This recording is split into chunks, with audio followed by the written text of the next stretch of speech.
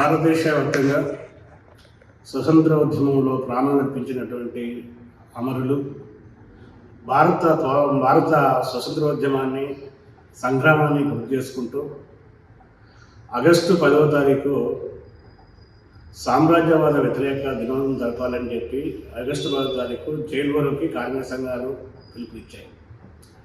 America సామ్రాజ్యవాదానికి వ్యతిరేకంగా పోరాడుతున్నటువంటి తరుణంలో తెలంగాణ ప్రభుత్వం ఫైనాన్స్ డిస్ట్రిక్ట్లో ఉన్నటువంటి నానక్రమగూడ ప్రాంతంలోని అమెరికన్ కన్సులేట్ కార్యాలయం దగ్గర ఉన్నటువంటి రహదారికి ట్రంప్ అని పెట్టి పేరు పెట్టాలని చెప్పి నిర్ణయం చేసింది.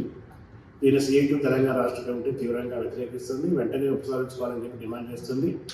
ఈ నిర్ణయానికి వ్యతిరేకిస్తూ జూన్ 20వ తారీఖున రాష్ట్ర వ్యాప్తంగా నల్ల జెండాలు నల్ల బ్యాడ్జీలు పెట్టి నిరసన చెప్పాలని చెప్పి సిఐటి రాష్ట్ర ఆఫీస్ వ్యవస్థ నిర్ణయం చేశారు.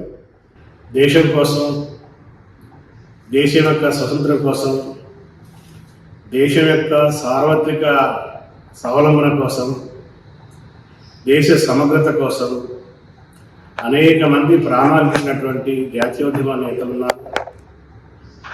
అనేక మంది విప్లవకారులు ఉన్నారు.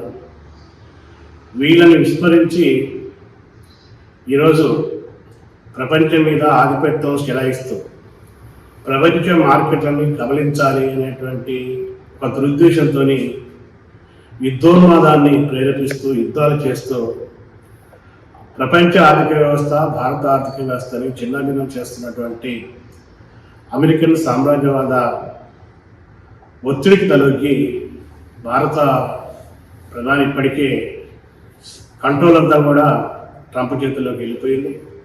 ట్రంప్ ఏం చెప్పినా కానీ తా అంటే తందాలనేటువంటి పద్ధతుల్లో నిర్ణయాలు చేస్తూ ఉన్నారు. భారత ప్రభుత్వం అమెరికాకు లొంగుబాటుగా వస్తుందనేది తేటతెల్లమైంది. కానీ తెలంగాణ రాష్ట్రంలో ఉన్నటువంటి కాంగ్రెస్ ప్రభుత్వం కూడా నరేంద్ర మోడీ విధానాలని ఇక్కడ మాటలు ఏం చెప్పినా కానీ ఆచరణలో ఏ విధానాలని అవలంబించినటువంటి ఘటనలు కోపంలో ఉన్నాయి. ఇప్పుడు మరోసారి అమెరికన్ కన్సులేట్ కార్యాలయం దగ్గర ఉన్నటువంటి రహదారికి ట్రంప్ పేరు పెట్టి మేము సైతం బీజేపీ బాటలో అని చెప్పి చెప్పకనే చెప్పినటువంటి పరిస్థితి ఉంది. ఈ నిర్ణయాన్ని నిరసిస్తూ ఈ నిర్ణయాన్ని ఉపసంహరించుకోవాలని చెప్పి డిమాండ్ చేస్తూ జూన్ 20వ తారీఖు రాష్ట్ర వ్యాప్తంగా నల్ల జెండాలతోని నిరసన చెప్పాలని చెప్పి సిఐటి రాష్ట్ర అభివృద్ధి సమావేశం నిర్వహించింది. కార్మికులు ఈరోజు తన దైనందిక సమస్యలతో కొట్లాడటంతో పాటు కార్మిక వర్గానికి విచ్ఛిన్నం చేసేటువంటి సామ్రాజ్యవాదం, నయా ఉదారవాద విధానాలకి వ్యతిరేకంగా కూడా కొట్లాడాలి.